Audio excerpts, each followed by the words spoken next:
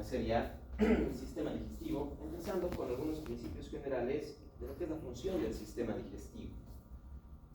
En primer lugar, dentro del sistema digestivo encontramos una gran variedad de órganos, teniendo la cavidad oral, así como también la faringe, el esófago, el estómago, el intestino delgado, dividido entre lo que viene a ser propiamente el duodeno, el yuyuno, el ilion, así como también después el intestino grueso, que termina propiamente lo que viene a ser el recto y el ano. Estos órganos conforman lo que viene a ser principalmente el tubo digestivo, y a esto también se va a añadir los diferentes órganos o glándulas anexas al sistema digestivo, teniendo a nivel de la cavidad oral lo que vienen a ser las glándulas salivales, tanto primarias y secundarias, como lo que es la glándula parótida, sublinguales, auriculares. Tenemos además después el hígado y el páncreas. El hígado que va a enviar a través de la bilis diferentes sustancias hacia el sistema digestivo, por eso también consideramos dentro de lo que viene a ser esta función propiamente las vías biliares, así como la vesícula biliar. Así como también encontramos el páncreas, que va a enviar sus secreciones exócrinas hacia el duodeno para poder facilitar y generar la digestión también. Tenemos entonces una gran variedad de órganos que van a componer el sistema digestivo, y la mayoría de ellos tienen una estructura muy similar, empezando a nivel de lo que viene a ser propiamente el esófago, hasta llegar hacia lo que viene a ser el recto y el ano. Se compone lo que viene a ser el sistema digestivo, parte de lo que es el tubo digestivo. Y todos estos órganos tienen una estructura anatómica y histológica muy similar. Desde la parte externa hacia adentro van a estar cubiertos por un mesotelio. Puede ser el mesenterio, puede ser también a nivel de lo que es propiamente el peritoneo visceral para el estómago, o incluso lo que viene a ser la serosa, que recubre también el esófago. Después vamos a encontrar una capa muscular, células de músculo liso que van a generar tanto fibras longitudinales como circulares también en todos estos órganos, desde el esófago hasta el recto y el ano, encontrando después una capa submucosa y una capa mucosa. Aquí puede haber una pequeña diferencia. Algunos órganos del sistema digestivo, principalmente el intestino delgado, van a tener otra pequeña capa de músculo entre lo que viene a ser la capa mucosa y la capa submucosa. Esto propiamente genera un movimiento solo de la parte interna del sistema digestivo. Estoy hablando de lo que viene a ser propiamente a nivel del intestino delgado. Encontramos entonces estas pequeñas fibras de músculo liso, la muscularis mucosae, o el músculo liso de la capa mucosa del intestino delgado, que su contracción genera una variación, genera movimiento a nivel de lo que van a ser los pliegues y las vellosidades intestinales, modificando entonces su posición e inclusive generando lo que vienen a ser las válvulas conidentes. Desde el esófago hasta el recto y el ano encontramos toda esta estructura similar en todo el tubo digestivo.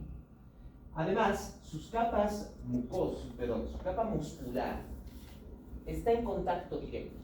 Quiere decir que la capa muscular del esófago continúa con la capa muscular del estómago, esta a su vez va a continuar con la del intestino delgado, luego continúa con la del intestino grueso. Están conectados. Lo que quiere decir que los movimientos del sistema digestivo funcionan en una sola unidad, en una sola estructura. Todo el músculo liso del sistema digestivo, por lo tanto, funciona como un cincillo, facilitando un movimiento que garantice un movimiento propiamente constante a nivel del tubo digestivo, y además que a medida que va avanzando el contenido intestinal, pasa de un órgano a otro con el mismo empuje, con el mismo movimiento, para poder generar un tránsito intestinal constante y que de esta manera se pueda regular adecuadamente la función tanto de degradación o digestión como de absorción. Esto va a generar entonces que dentro del músculo liso del sistema digestivo tenga que existir una actividad eléctrica muy controlada. Es por eso que dentro del sistema digestivo, en primer lugar, se producen dos tipos de ondas básicas en su potencial de acción. Ondas lentas, que están generadas por las células intersticiales de Cajal, y luego tenemos las espigas, generados por la apertura de canales de calcio. Las células intersticiales de Cajal nos van a generar en el sistema digestivo una onda lenta, una variación en su potencial de membrana.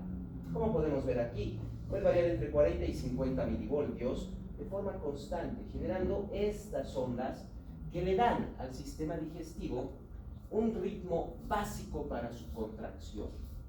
Las ondas lentas generadas por las células intersticiales de Cajal no tienen la suficiente capacidad para poder superar los umbrales y generar propiamente una contracción. Pero, al modificar levemente el potencial de membrana de las células de músculo liso, van a dar un ritmo, ya que las espigas, como vemos aquí, ya son los potenciales de despolarización que se van a generar por la apertura de los canales de calcio. Y obviamente, es mucho más fácil que se generen las espigas en la parte alta de las ondas lentas a que se generen en la parte baja. Para que puedan generarse en la parte baja, como podemos ver, tiene que haber una elevación de ese potencial de ondas lentas. Tiene que haber ya una facilitación para su despolarización. De lo contrario, no van a poder pasar propiamente el umbral, que en este caso está aproximadamente entre los menos 35 a menos 40 milivoltios.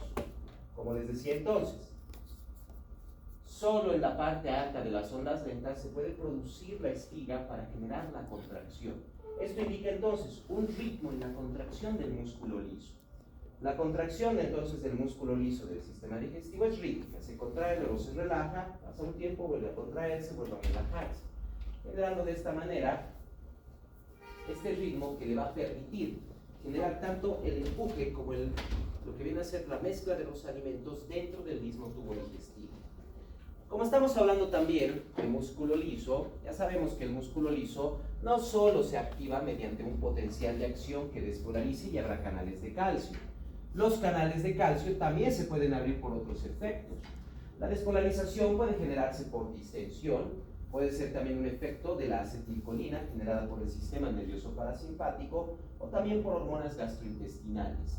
Estos últimos dos no necesariamente van a abrir canales de sodio para despolarizar y luego generar la entrada de calcio. Los últimos dos estímulos pueden directamente abrir un canal de calcio. El sistema nervioso parasimpático, la acetilcolina, abre canales de calcio e inicia directamente la contracción muscular. Por otro lado, tenemos hormonas gastrointestinales que también van a provocar la apertura de canales de calcio y generar mayor o estimular la contracción del músculo liso del tubo digestivo. Por otro lado, tenemos la hiperpolarización, la reducción de estas funciones. Y esto solo se realiza mediante la noradrenalina, mediante el neurotransmisor del sistema nervioso simpático. La noradrenalina se va a encargar de cerrar los canales de calcio, impidiendo que se pueda generar la contracción, dándonos entonces una hiperpolarización, una mayor dificultad para la formación de lo que viene a ser la función motora del sistema digestivo. Esta actividad eléctrica, si bien tiene la capacidad ya de generar una función de movimiento dentro del sistema digestivo, también debe ser controlada por un sistema nervioso.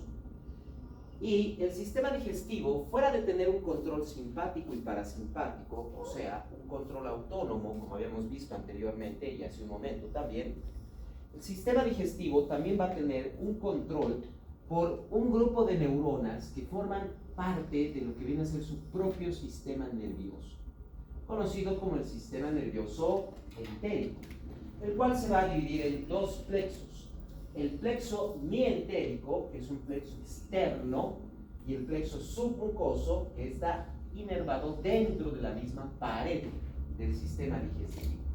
El plexo mientérico, también conocido como plexo de Auerbach, son cadenas de neuronas que se encuentran en la parte externa del sistema digestivo. Podríamos decir, se encuentran a nivel de lo que es por debajo de la serosa que cubre los órganos que componen el tubo digestivo. Todas estas células están distribuidas desde lo que viene a ser propiamente la faringe y el esófago hasta el recto y el ano. Y tienen una característica: el plexo mientérico, si bien son cadenas lineales, pero los cuerpos neuronales están en sentido oral, mientras que los axones van a estar en sentido caudal, generando que los potenciales de acción siempre se muevan de oral a caudal dentro del plexo mientérico. Esto regula y controla que el movimiento del sistema digestivo siempre sea en la misma dirección, del sentido oral a caudal, no en sentido inverso. De forma normal, entonces, el plexo mientérico de Auerbach se va a encargar de controlar la función motora, principalmente en el sistema digestivo, generando lo que viene a ser en primer lugar un tono muscular. Mantiene cierto grado de contracción en las células de músculo liso para que estas paredes puedan mantener una adecuada presión, movimiento, además estructura, para que el alimento pueda pasar a través del tubo digestivo. Regula además la frecuencia de las contracciones del músculo liso, ya sea acelerando, reduciendo su movimiento, dando entonces entre el tono y la frecuencia un control directo en la velocidad del movimiento de los alimentos en las diferentes partes del sistema digestivo. No solo de forma general.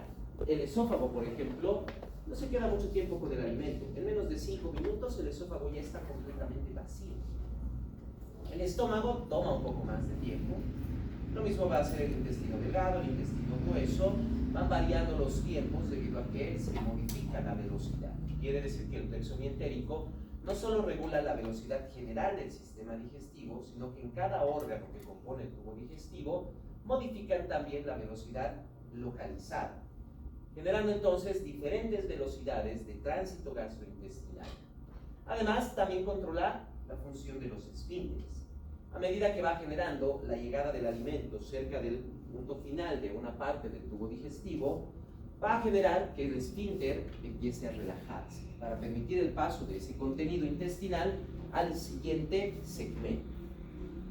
Mientras no llegue, va a haber un control por retroalimentación negativa que se va a encargar de generar entonces un cierre, una mayor fuerza del esfínter para prevenir que el contenido que haya pasado pueda retroceder.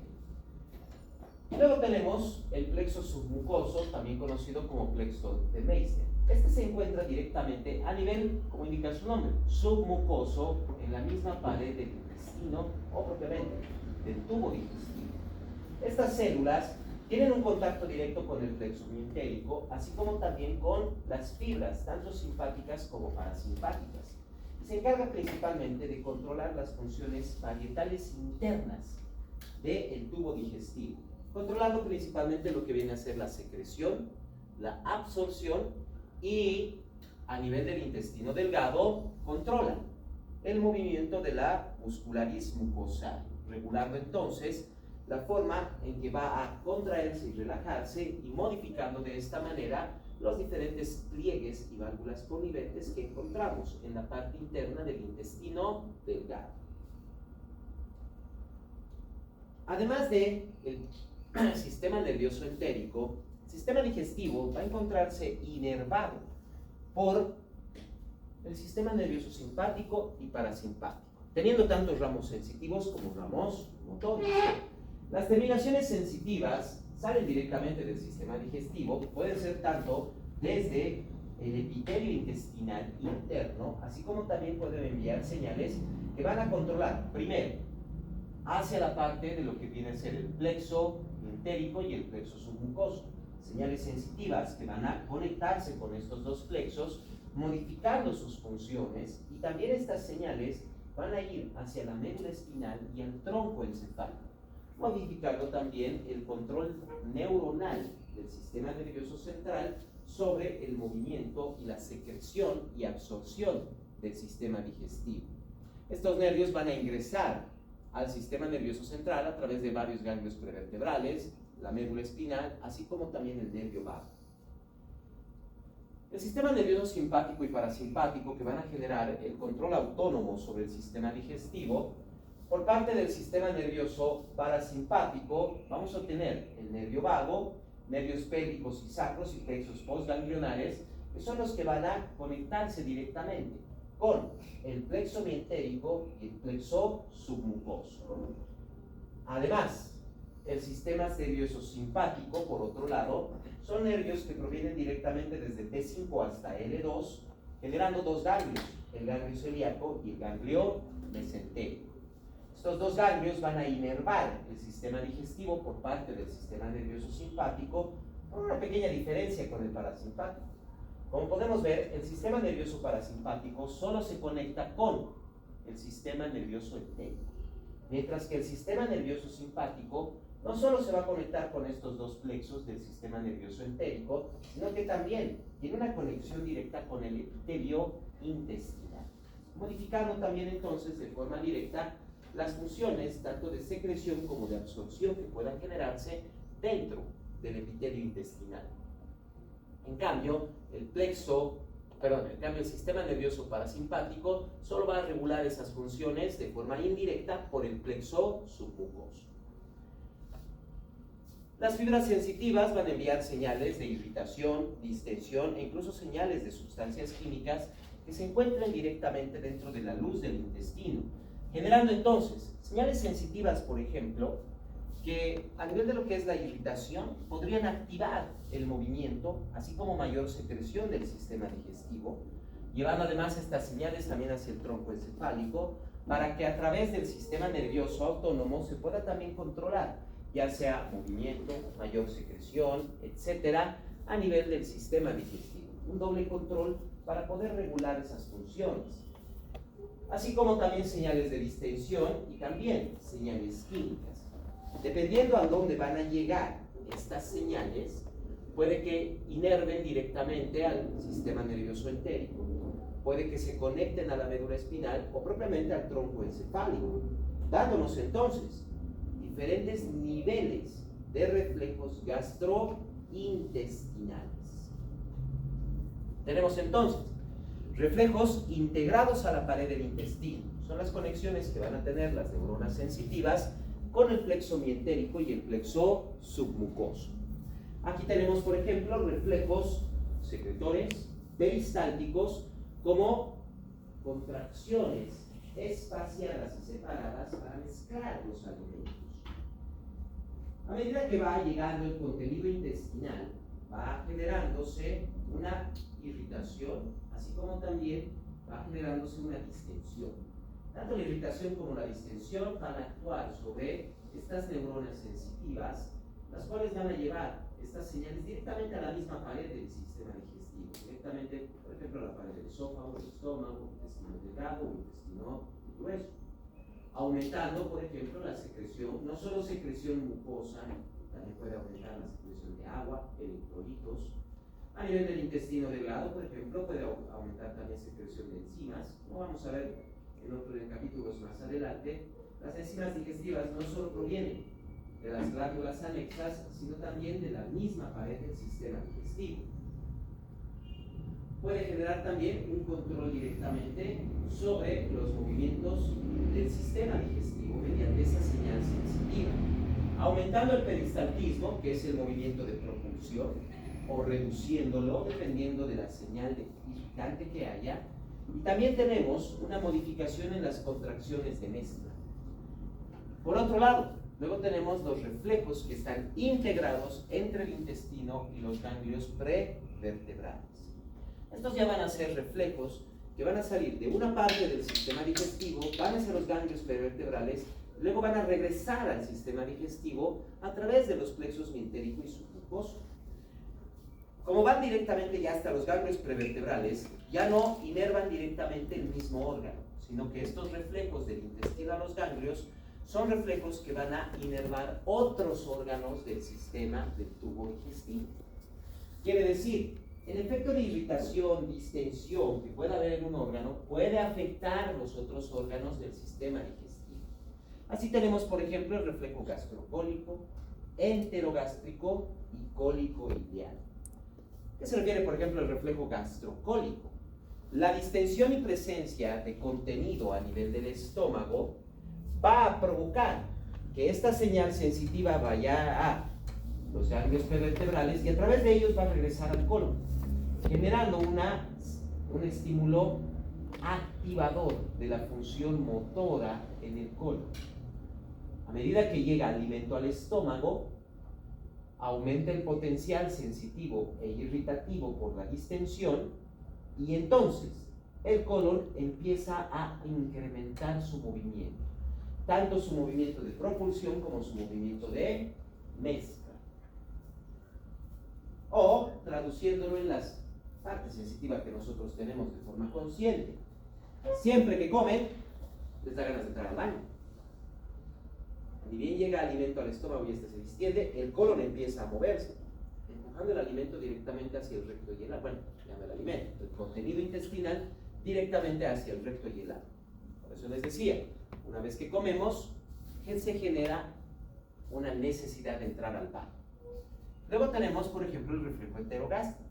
El reflejo enterogástrico, la presencia y distensión que se genera por el alimento a nivel del duodeno principalmente, pero también puede funcionar en cualquier parte del intestino delgado, esta distensión y esta irritación que va a generar el contenido intestinal en el intestino delgado, va a generar una señal sensitiva que va a llegar hacia el estómago y se encarga de reducir su movimiento y su vaciamiento.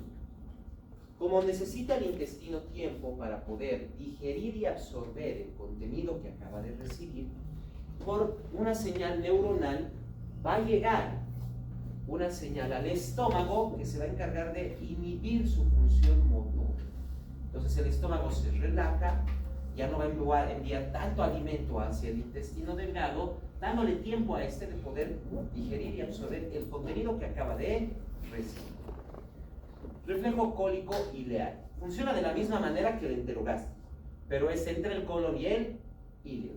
A medida que llega contenido hacia el colon, este se va a distender, va a haber una irritación interna y la señal neuronal va a ir a los ganglios pervertebrales y va a regresar al intestino delgado, pero esta vez a la última porción del intestino delgado, que es el ileo. Y así como el reflejo enterogástrico va a generar una inhibición motora a nivel del ileo, reduciendo entonces la cantidad de contenido que va a pasar hacia el colon. Le va a dar tiempo al colon entonces de movilizar lo que acaba de recibir y absorber todas las cantidades de agua y electrolitos que necesite absorber. No son solo estos tres. Hay una gran variedad de reflejos que vamos a ir viendo también cuando veamos estos temas.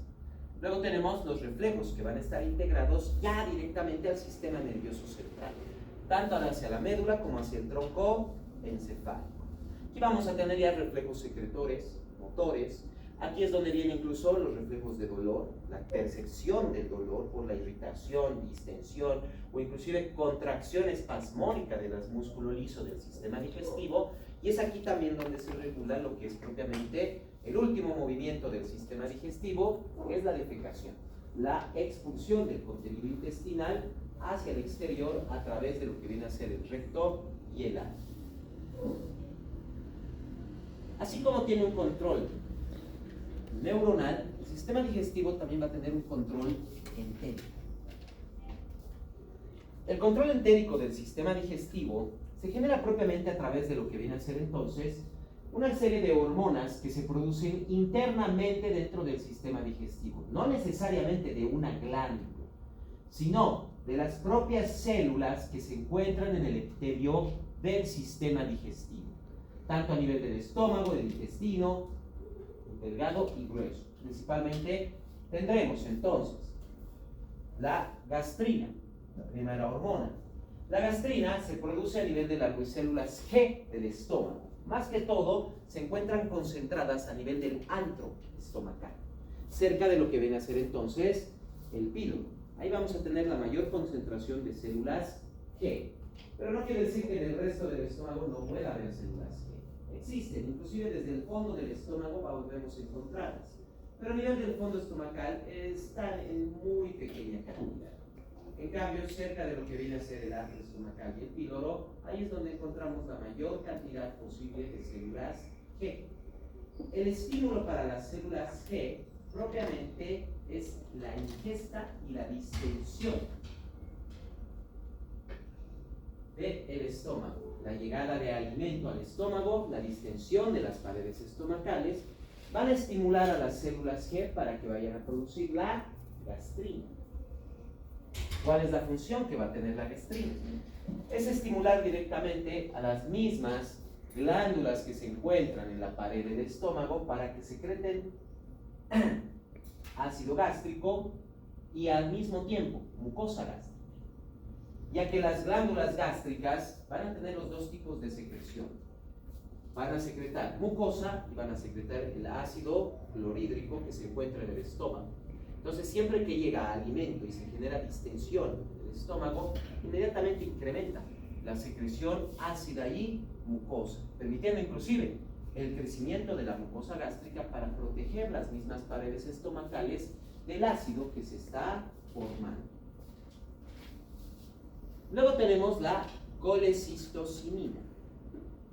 La colecistocinina es propiamente generada por las células I a nivel del duodeno y del yeyuno. Tanto en el duodeno como el yeyuno vamos a encontrar estas células, claro, en mayor cantidad a nivel del duodeno. El estímulo es la presencia de grasas. Si el contenido intestinal que pasa del estómago hacia el duodeno y el intestino delgado tiene gran cantidad de grasas, va a haber secreción de colecistocinina. ¿Qué función va a tener? La colecistocinina va, número 1, estimular la secreción biliar. Tanto a nivel hepático como a nivel de la vesícula biliar, va a incrementar el movimiento de la bilis, generando además una contracción de la vesícula biliar para que ésta empuje mayor cantidad de bilis hacia el intestino delgado, ya que dentro de la bilis existen lo que vienen a ser las sales biliares, las cuales se van a encargar de emulsificar las grasas, facilitando su digestión y su absorción. Reduce además la contracción gástrica para darle suficiente tiempo al duodeno y al intestino delgado de poder digerir las grasas y absorberlas. Inhibe el apetito, así como también se genera la sensación de saciedad. En otras palabras, la presencia de grasas en el duodeno nos va a generar una disminución del hambre, del apetito que tenemos, y más bien nos va a generar una sensación de satisfacción, una sensación de saciedad. ¿Nunca se han dado cuenta que cuando comen ensalada, por ejemplo, o algo que no tiene mucha grasa, pueden comer en gran cantidad y no se llenarían, no sienten esa saciedad? En cambio, coman una torta, coman un chicharrón, con unos cuantos bocados y empiezan a sentirse satisfechos. Eso es por la secreción de la colecistocinina. Una de las razones por las cuales no se debería eliminar por completo las grasas de la dieta. Porque una persona que elimina por completo las grasas de la dieta no tiene esa sensación de saciedad, se mantiene el apetito.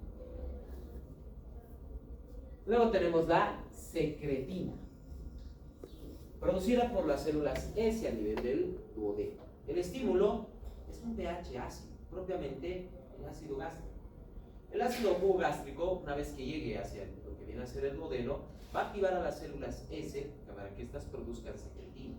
Y la secretina va a actuar directamente sobre el páncreas, estimulando la secreción de bicarbonato desde los acinos pancreáticos. El bicarbonato es una base, así que básicamente esto genera una solución buffer, o tampón podríamos decir, que es la que se va a encargar de neutralizar el pH ácido del ácido estomacal. A medida que va generándose ese pH ácido, va secretándose bicarbonato. Si sale poco ácido, va a secretarse poco bicarbonato. Si sale gran cantidad de ácido, va a secretarse mayor cantidad de bicarbonato. Regulando entonces de esta manera el pH a nivel del duodeno para prevenir el ácido gástrico, que normalmente tiene un pH de 2, es bastante fuerte, capaz incluso de degradar sustancias bastante duras como incluso la madera. Es un pH que podría generar básicamente un hueco en el intestino. Por lo tanto, tiene que venir el bicarbonato para neutralizar ese pH ácido y evitar cualquier daño a nivel del resto del sistema digestivo. Solo en el estómago tiene que estar el ácido, no puede estar en ningún otro lado. Luego tenemos el péptido inhibidor gástrico. El péptido inhibidor gástrico se produce a nivel de la mucosa del intestino delgado. La presencia de alimento, la presencia de ácidos grasos, aminoácidos o carbohidratos que puedan llegar al intestino delgado, inmediatamente va a provocar la liberación del péptido inhibidor gástrico, generando una reducción del vaciamiento gástrico. Como indica su nombre, inhibe la motilidad gástrica, generando entonces un efecto hormonal idéntico al reflejo enterogástrico. Ya hemos visto que el reflejo enterogástrico, la irritación y distensión generada por el alimento que llega al intestino, inmediatamente reduce la motilidad gástrica para darle tiempo al intestino de digerir y absorber todo ese contenido. En este caso, vamos a tener el mismo efecto, pero en una forma hormonal, en una forma química. Se libera el péptido inhibidor gástrico, dándonos entonces el mismo efecto sobre la pared estomacal, reduciendo tanto su movimiento como su vaciamiento. Por último, entre estas hormonas, vamos a ver lo que viene a ser la motilina. La motilina se produce tanto a nivel del estómago como del duodeno, en presencia de falta de alimento. El estímulo es el ayuno. Entre mayor tiempo pase el estómago o el duodeno vacíos, mayor cantidad de motilina van a producir. ¿Y cuál es su función? El movimiento. Su función es estimular la contracción de la pared de músculo liso del sistema digestivo, tanto desde el estómago como hasta el recto y el ano. En otras palabras, entre más tiempo pase el estómago y el duodeno vacíos, mayor incremento va a haber en el movimiento intestinal. Esto generado por la motilina. Este movimiento incluso llega a ser tan intenso que puede provocar el movimiento de aire a presión a través de los esfínteres y válvulas que se encuentran en el tubo digestivo. Incluso a veces este movimiento es tan fuerte que se puede llegar a percibir táctilmente a nivel de la pared estomacal. ¿Qué quiere decir? ¿Alguna vez han estado con tanto tiempo sin comer que han empezado a sentir movimientos en su estómago, inclusive sonidos? Esos sonidos que se generan, ese movimiento, es la motilina propiamente. Son los efectos de la motilina. Entre más tiempo pase, más fuerte va a ser el movimiento, generando que inclusive el aire empieza a pasar por los esfínteres y válvulas, generando sonidos. Los ruidos del hambre que nosotros percibimos en personas que están tiempo sin comer son generados propiamente por el efecto de la motilina. Esa es la que se va a encargar. Ahora, aquí hay un pequeño punto.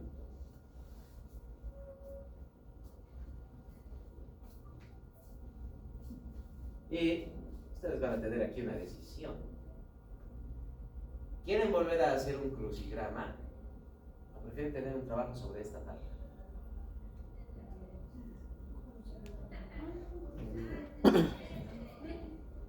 ¿Qué preferirían?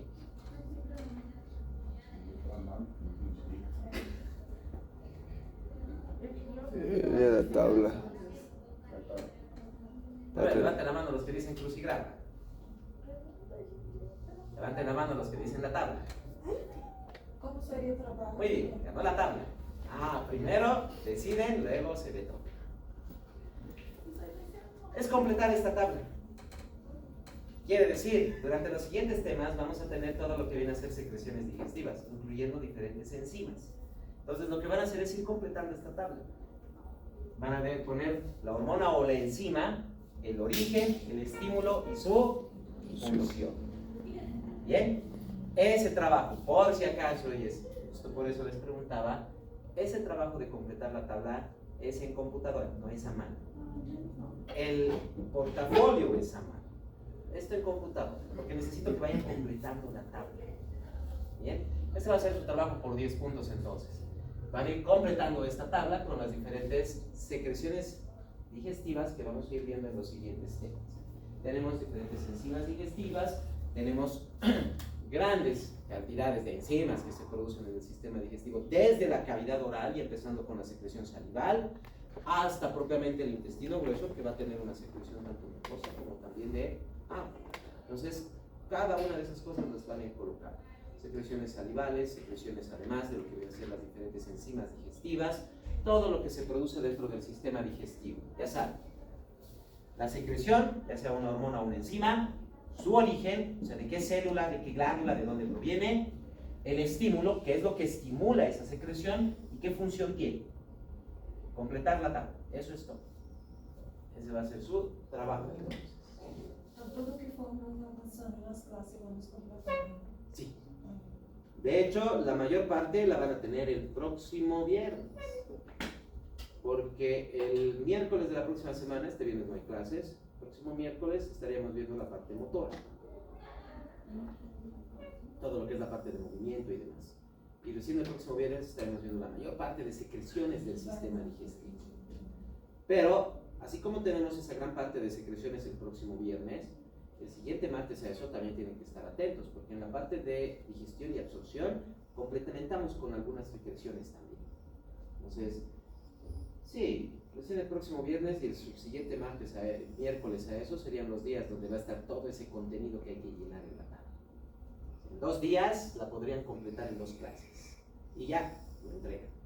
Ya este fin de semana va a estar habilitado tanto el portafolio como la entrega de este trabajo. Estaba esperando justo eso, que decidan si quieren crucigrama o quieren la tabla. Y han decidido la tabla, así que ya saben su trabajo. Ahora, los movimientos que se generan a nivel del tubo digestivo. Dentro del tubo digestivo vamos a encontrar 2 principales movimientos. Claro que aquí estoy dejando de lado para capítulos más adelante lo que viene a ser tanto la masticación, la deglución, así como también la defecación, que son movimientos aparte de lo que es propiamente la propulsión y la mezcla de alimentos que se genera en el sistema digestivo, ya que esos son movimientos específicos de la boca, la faringe, el esófago y el recto y el ano. En cambio, desde el esófago hasta el recto y el ano, tenemos el tubo digestivo, que como estábamos viendo desde el principio de la clase, funciona como un sinsitio, funciona como una sola estructura. Los movimientos que empiezan en el esófago van a pasar al estómago, luego al duodeno, al intestino delgado y al intestino grueso. Y estos movimientos solo son de 2 tipos, como estábamos viendo. Solo van a ser los movimientos de propulsión, es decir, el movimiento que va a llevar el alimento a través del sistema digestivo, y los movimientos de mezcla. Movimiento de propulsión conocido como peristaltismo. En primer lugar, tiene una onda de base rítmica, que son las ondas lentas. Quiere decir que el peristaltismo no es una contracción que empieza y empuja todo y nada más. No, son ondas peristálticas. Lo que va a provocar que a nivel del intestino veamos algo como esto. Cada pequeña contracción está separada porque se genera un ritmo básico. Entonces hay ondas peristálticas que van recorriendo el sistema digestivo. Quiere decir que estas contracciones que aquí vemos no solo se mantiene aquí, sino que va moviéndose, va empujando el contenido. El peristaltismo trabaja sobre lo que viene a ser la inervación directa del plexo mientérico, generando entonces que se produzca un control directo sobre la propulsión, siempre de oral a caudal. Empieza en la parte proximal de una porción del sistema digestivo, la onda peristáltica, y se mueve hacia la parte distal, siempre en el mismo sentido, de oral a caudal.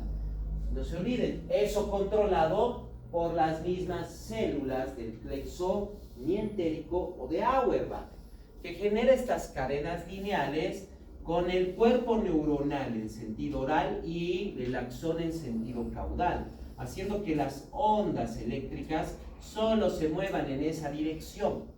Por eso el movimiento normalmente siempre es de oral a caudal. La onda peristáltica es la que se va a mover en ese sentido.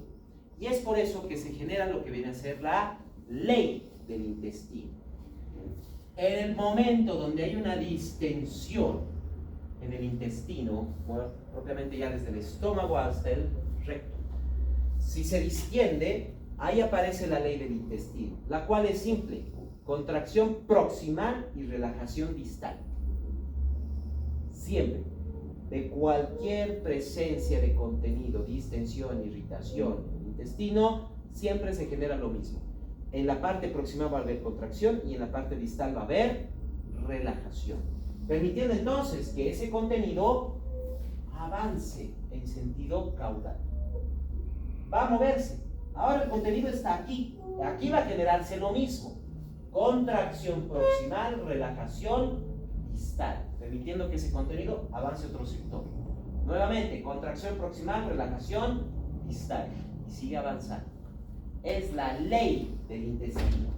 Siempre va a haber contracción proximal, relajación distal, generando entonces movimiento. Tenemos entonces contenido, hay contracción proximal, relajación distal, y va avanzando. Nuevamente se contrae y así va avanzando el contenido intestinal, gracias a lo que es la ley del intestino. Y también tenemos las contracciones de mezcla. Las contracciones de mezcla nos van a generar en primer lugar lo que viene a ser cortes. Va a mezclar, va a batir, inclusive va a remover todo el contenido intestinal. Estas contracciones de mezcla pueden ser regulares, aisladas, espaciadas irregularmente, e incluso algunas pueden ser débiles.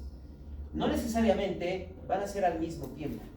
Puede que en cualquier parte del tubo digestivo aquí hay una contracción de mezcla, luego aquí hay otra, otra aquí, otra de nuevo aquí adelante, y así, generando entonces que el contenido intestinal empiece a batirse, empiece a mezclarse dentro del intestino. Esto para permitir mayor contacto con las enzimas digestivas, así como también la pared del intestino para facilitar la absorción de las diferentes sustancias que deben absorberse con la digestión. A medida que va generando además movimiento, va estimulando al esfínter, generando entonces que el alimento que llegue golpee contra el esfínter cerrado, y eso también genera mezcla. Eso también va a generar ese movimiento. Estas contracciones de constricción, además, a veces pueden ser bastante intensas, generando que a nivel del intestino una parte esté bien contraída y otra parte esté bien distendida. Y cuando ustedes veían en anatomía, por ejemplo, el intestino grueso, hay partes que están distendidas de la pared del intestino grueso, ¿verdad? Y otras partes que están más cerradas. Las austras del colon. Las austras no son fijas. Las austras cambian de posición. ¿Qué quiere decir? Las austras del colon son el resultado de las contracciones de mezcla. Son el resultado de las contracciones de mezcla. La proporción, el peristaltismo, es la contracción del músculo longitudinal. Quiere decir, dentro, como habíamos visto al principio, el músculo liso del sistema digestivo va a generar dos tipos de fibras, longitudinales y circulares. Las longitudinales son las que van a producir la propulsión, son las que van a contraer y van a empezar a avanzar, generando la ley del intestino. En cambio, las circulares se contraen en diferentes partes, generando las contracciones de constricción, las contracciones de mezcla del alimento. Y las células circulares del intestino grueso no van a tener una gran estructura en su pared. El intestino grueso, su pared es bastante dinámica, es bastante flexible, se distiende bastante en algunas partes, y cuando tenemos las contracciones de mezcla, otras partes se van a cerrar. Es por eso que se generan las austras a nivel del colon. Y no están en la misma posición, siempre cambian de lugar porque van generándose diferentes contracciones de mezcla. Para ir terminando, tenemos ya lo que viene a ser el flujo sanguíneo gastrointestinal. En lo que viene a ser la cavidad oral, la faringe y el esófago, todo ese flujo sanguíneo es como en cualquier otra parte del cuerpo. Tiene arterias que le van a dar flujo sanguíneo directamente desde el sistema circulatorio periférico, y a través de las venas van a llegar directamente al sistema circulatorio periférico, más que todo a la vena cava superior. Pero ya a nivel abdominal, a nivel ya de lo que viene a ser el estómago, intestino delgado, intestino grueso, el flujo sanguíneo no es el mismo, se genera la circulación esplácnica. Quiere decir, se genera un flujo distinto de la sangre. Si bien estos órganos, estómago, intestino delgado, intestino grueso, reciben sangre directamente del sistema circulatorio periférico a través de lo que viene a ser el tronco celíaco de las arterias mesentérica superior y mesentérica inferior. Las arterias gástricas, duodenales, mesentéricas superiores, inferiores, todo lo que viene a ser sus ramificaciones. Todo le va a dar sangre, lo va a nutrir a los órganos abdominales del sistema digestivo. Pero la sangre venosa no vuelve al sistema circulatorio periférico de forma directa. No.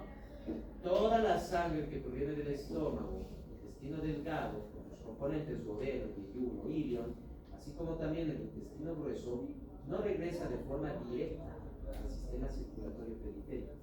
Todo va a drenar a una sola vena, a la vena porta, formando el sistema portal. Por eso es distinta la circulación esplácnica, la circulación de los órganos abdominales del sistema digestivo.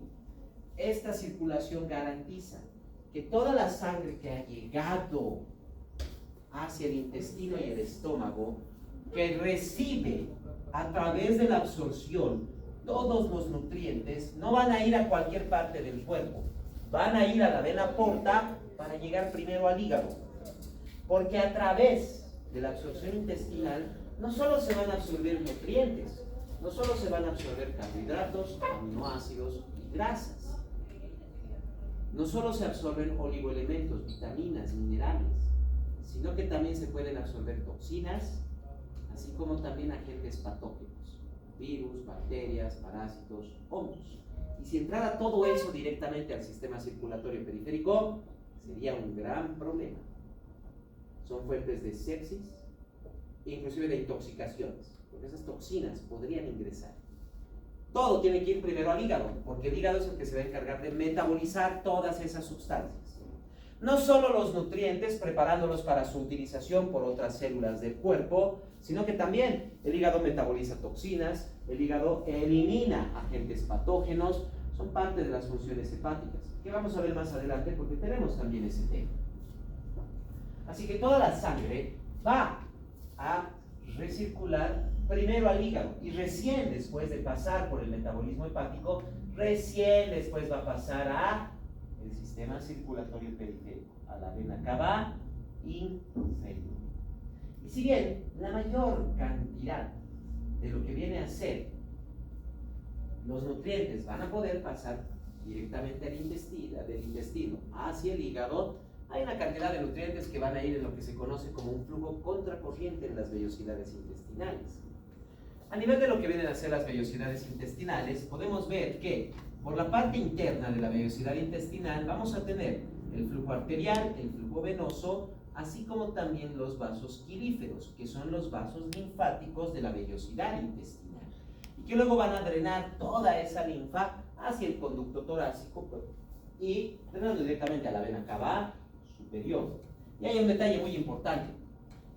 El torrente sanguíneo se va a llevar casi todos los nutrientes. Hay una pequeña cantidad de nutrientes que pueden pasar por los vasos quilíferos directamente a la vena cava superior. Por eso se lo conoce como flujo contracorriente. Y los nutrientes que principalmente van a pasar por ahí son las grasas. ¿Recuerdan en Fisiología 1 cuál es la fuente de energía para el corazón? Es el primer órgano que las recibe. Y no solo es el primero que recibe las grasas, sino que tengan en cuenta que esas grasas no han sido adecuadamente metabolizadas por el hígado. Así que el corazón recibe las grasas en bruto. Y en eso puede haber gran cantidad de triglicéridos. Colesterol de baja densidad, que es el colesterol malo. Por eso el corazón es el primer órgano que se daña cuando tenemos hipertrigliceridemia, etc. Porque no solo recibe primero las grasas. Si estas grasas son triglicéridos, colesterol de baja densidad, no las puede metabolizar tan fácilmente y va a empezar a acumularse, generando una acumulación tanto en la parte externa del corazón. ¿Alguna vez han visto el corazón de vaca? ¿Cuánta grasa tiene por fuera? Bastante. Y eso que las vacas solo se alimentan de verduras, de vegetales, tienen una gran cantidad de grasa. Y lo mismo sería del corazón del ser humano, dependiendo de las grasas que consume. Además, que ya no solo sería la parte externa, también empezarían a acumularse dentro de las arterias coronarias. Por eso el corazón es el primer órgano en dañarse con el aumento de triglicéridos y colesterol de baja densidad en la absorción intestinal. No necesariamente por el aumento en la dieta. Basta con que una persona consuma en algún momento un alimento que tenga todos esos nutrientes, ese tipo de grasas, van a llegar primero al corazón. Van a llegar primero ahí. Todo lo demás, proteínas, carbohidratos, los aminoácidos, vitaminas, oligoelementos, minerales, todo lo demás va a ingresar al torrente sanguíneo, con excepción de aquellas sustancias liposolubles, como la vitamina A, la vitamina K, la vitamina E, que van a pasar hacia los vasos quilíferos, pero son vitaminas que no van a generar daño. Por eso el flujo contracorriente. Además, dependiendo de la cantidad de sangre que está fluyendo, va a generarse un efecto directo sobre la actividad intestinal. Si es que el intestino, por ejemplo, está con gran cantidad de contenido y movimiento, se va a redirigir una gran cantidad de sangre hacia estos órganos, permitiendo entonces un mayor flujo de sangre, no solo para darle suficientes nutrientes, oxígeno y sustratos a las células del sistema digestivo para producir sus diferentes secreciones, sino que también ese flujo de sangre permite una mayor cantidad de absorción de nutrientes. Por eso mismo, ¿cuántas veces después de almorzar les ha dado sueño? Muchos. Eso se debe al contenido intestinal. Como han comido, esa comida está en su intestino, está directamente en su estómago, hay mayor movimiento, hay mayor secreción y absorción. Entonces el cuerpo tiene que redirigir la sangre al sistema digestivo, reduciendo el flujo sanguíneo en otros tejidos. Es por eso que después de comer, en especial después de alimentarnos con una comida bastante abundante, incluso hasta tenemos menos fuerza corporal. Los músculos tienen menos oxígeno y nutrientes. Y nos da sueño, porque incluso disminuye el flujo sanguíneo encefálico. Va disminuyendo para redistribuir toda esa sangre al sistema digestivo para que pueda generarse un buen movimiento, una buena secreción y una buena absorción. Entonces, no es solo el tipo de alimento que consumimos, sino que a mayor cantidad de alimento que consumamos, mayor posibilidad también de que nos genere sueño, fatiga, inclusive debilidad muscular. Y propiamente todo esto va a estar también controlado por el sistema nervioso. Tanto el sistema nervioso entérico, que no se olviden que controla la parte del plexo submucoso de Meissner, controla la secreción, absorción, controla propiamente estas funciones, controla inclusive el flujo sanguíneo en las vellosidades intestinales, sino que también tenemos propiamente el control del sistema nervioso simpático y parasimpático. No se olviden que el sistema simpático inhibe el movimiento y secreción intestinal. Por lo tanto, reduce también su flujo sanguíneo, redistribuyéndolo a otras partes. Por eso el sistema simpático, por ejemplo, bloquea por completo la función digestiva y renal y aumenta el movimiento muscular, aumenta la fuerza del músculo, porque más bien le da más sangre al músculo. O el parasimpático, que hace lo opuesto, reduce más bien el flujo sanguíneo muscular, generando cierto grado de debilidad muscular, reposo, y más bien aumenta el flujo sanguíneo a nivel digestivo, incrementando la secreción, la absorción y también el movimiento intestinal, efectos que genera propiamente el sistema nervioso parasimpático. Así que, ¿cuál sería el efecto de la nicotina sobre el sistema digestivo?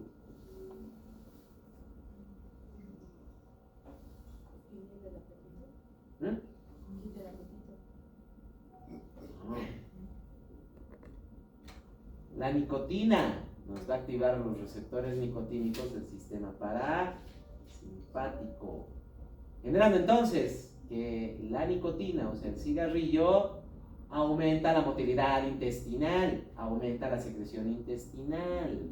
Es por eso que el cigarrillo también es predisponente de lo que es la úlcera gástrica, la úlcera péptica, porque va generando estos estímulos, va generando estas modificaciones. ¿Alguna duda o pregunta que tengan?